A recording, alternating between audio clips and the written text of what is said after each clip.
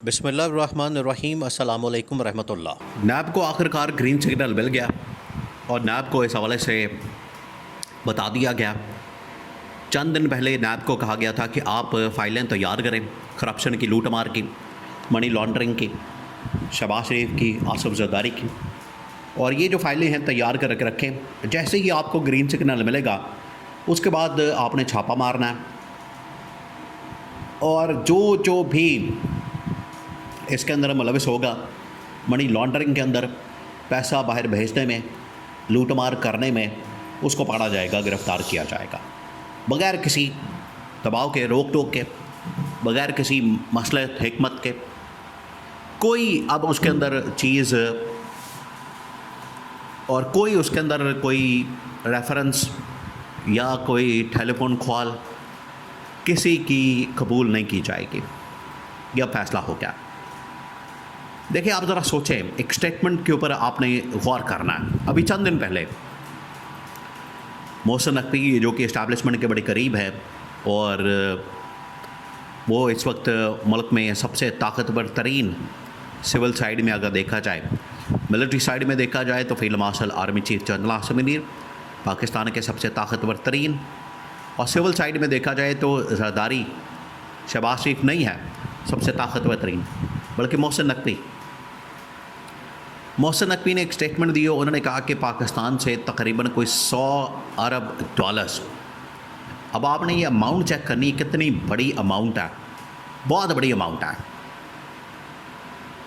उन्होंने कहा कि 100 अरब डॉलर्स पिछले 2-3 सालों के अंदर पाकिस्तान से निकल गया, पाकिस्तान से चला गया, और सिर्फ 2 लोगों का नाम है इसमें, 2 लोगों का नाम। अब आप इशारा समझ रहे हैं, वो जो महीना पहले इन्होंने बात कर दी थी वो किस मकसद के लिए की गई थी। ये देखें, इनकी जानिब से जब भी कोई बात की जाती है, टॉप लेवल से जब भी कोई बात आती है, वो बेसरपा नहीं होती, वो ऐसे हवा में बात नहीं की जाती, वो ऐसे हवा में तीर नहीं चलाया जाता, बल्कि उसके पीछे एक कहानी होती है, उसके पीछे पूरी एक बैकग्राउंड होती है। तो मोहसिन नकवी ने कहा था कि 2 लोग हैं, अगर उनका नाम ले दिया जाए तो मुल्क के अंदर तूफ़ान आ जाए, तूफ़ान, और वो आने वाला है। उसके ऊपर फिर जब मोहसिन नकवी ने जाके ब्रीफिंग दी इस्टेब्लिशमेंट को, टॉप मिलिट्री कमान को, उन्हें बताया कि ये सर मामला है, ये 2 लोग हैं जिन्होंने मुल्क के अंदर पैसा इन्वेस्टमेंट लाने की बजाय, मुल्क के अंदर पैसा लगाने के बजाय 100 अरब डॉलर्स लेकर लूट गए, बाहर फ़रार हो गए और किसी के ज़रिए से उन्होंने बाहर मुंतकिल कर दिया। यहाँ तो आप देखें, IMF से आप जो डील करते हैं, IMF के सामने जो नाक की लकीरें निकलवाते हैं और जलील होते हैं, कितने पैसों के लिए? 1 अरब डॉलर के लिए। आप ज़रा इमेजिन करें। अब आपने यहाँ पर समझना है, 1 अरब डॉलर के लिए ये जलील होते हैं, और यहाँ से कितना पैसा मुंतकिल हो गया? 100 अरब डॉलर्स।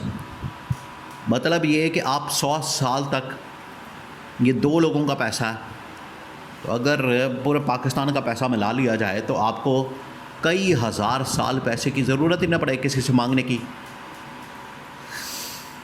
आपके पास खुद का इतना पैसा मौजूद है, इतनी दौलत मौजूद है, इतना पैसा मौजूद है कि आपको किसी से मांगने की ज़रूरत ही ना पड़े। अब आप उस नुक्ते के ऊपर आए, पॉइंट के ऊपर आए कि वो शख्सियात कौन सी थी? वो 2 शख्सियात थी, आसिफ अली जरदारी और शहबाज शरीफ, कि दोनों ने जिस तरीके से मुल्क का पैसा लूटा है, माल लूटा है, इन्होंने ख़जाने के ऊपर हाथ साफ़ किया। उन दोनों के नाम जब ये इस्टेब्लिशमेंट को ब्रीफिंग दी गई, बड़ी चौंका देने वाली, और उसके अंदर जो इंकशाफात किए गए कि कैसे कैसे इन लोगों ने कराची से, लाहौर से, पंजाब से इन्होंने पैसा मुंतकिल किया, इन्होंने लूटमार की, इन्होंने यहाँ पर ठेकों की मद में और बाकी चीज़ों की मद में यहाँ से पैसा भेजा बाहर, लंदन के अंदर, दुबई के अंदर मौजूद है। ये उसकी डिटेल्स है। वो सारी डिटेल उन्होंने पकड़ के नैब के हवाले कर दी, नैब ने फ़ाइलें तैयार कर लीं। अब एक्शन का वक्त आ गया, कार्रवाई का वक्त आ गया, प्रैक्टिकली अब छापा मारने का वक्त आ गया। अब ये दोनों लोग रडार पर आ गए, दोनों निशाने पर आ गए हैं। मोहसिन नकवी ने जो नाम नहीं लिए थे, 2 शख्सियात का था, एक तो मोहसिन नकवी को चाहिए था उसी वक्त ही नाम लेता, बताता कि कौन है वो 2 लोग, क्योंकि मोहसिन नकवी अगर अपने आप को आवाम का नुमाइंदा समझता है तो उसको आवाम की बात करनी चाहिए, आवाम के फ़ायदे की बात करनी चाहिए थी। लेकिन अब वो कहानी खुल के सामने आ गई है। अब उसके अंदर बताया गया है कि वो 2 शख्सियात, वो जो 2 लोग हैं, असल में ऊपर बैठे हुए 2 जो शख्सियात हैं, जिसमें एक आसिफ जरदारी है और एक शहबाज शरीफ है, उनके नाम हैं। उनको अब गिरफ़्तार करने का, पकड़ने का, उनके गिर्द घेरा तंग करने का, हथकड़ियाँ लगा के उनको अरेस्ट करने का और उन्हें कटहरे में खड़ा करने का, उनका हिसाब किताब करने का, और वो लूटा हुआ पैसा जो कि अवाम का पैसा है, अवाम की दौलत है, उसको वापस लाने का फ़ैसला किया गया। इससे आप समझें कि ये एक किस्म का प्रेशर भी है, प्रेशर टैक्टिक भी है, इस मकसद के लिए कि मुल्क में 28वीं तरमीम को मंजूर किया जाए, पास किया जाए। और अगर ये नहीं करते तो फिर ठीक है, फिर केसेस के लिए तैयार हो जाए, फिर आपके ऊपर इस तरह के केसेस और मुकदमात बनेंगे। देखिए, अब इनको समझ आनी चाहिए, अब इनको समझ आई है कि जो इन्होंने पिछले 2 साल जब इमरान खान के ऊपर मुकदमात बनते थे, केसेस बनते थे, तो ये बड़े खुश होते थे। ये कहते थे कि ठीक है, इमरान खान के ऊपर मुकदमात बन रहे हैं, मौजें लग गई हैं, इमरान खान को टांगा जा रहा है, इंतकामी कार्रवाई हो रही है और ये सब कुछ हो रहा है, ये बड़ी अच्छी बात है और हम ये काम कर रहे हैं। इनको पता नहीं था कि ये खुरा इनकी तरफ निकलेगा और आज ये इमरान खान के ख़िलाफ़ केसेस होने पर बड़े खुश हैं। एक दिन इनकी बारी भी आएगी, एक दिन इनके गर्द भी शिकंजा कसा जाएगा। आखिरकार हो गया, अब मामला सामने आ गया और वो जो 2 लोग थे उनका अब नाम सामने आ गया। तो नैब ने मुकम्मल फाइलें तैयार करके, एविडेंस के साथ, सबूतों के साथ पूरा एक केस तैयार कर लिया। अब होना यह है कि दोनों को गिरफ़्तार किया जाएगा, अरेस्ट किया जाएगा और इनका रिमांड लिया जाएगा।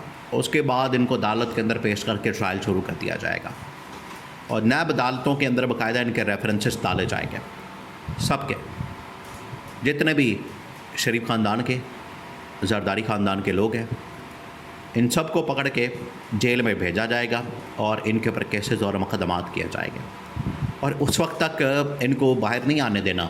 ये अब फैसला हो गया, जब तक रिकवरी नहीं होती, पैसा वापस नहीं लिया जाता, लूट मार का, आवाम का, जिसकी वजह से आवाम के ऊपर आज जो बोझ है, यही वजह है।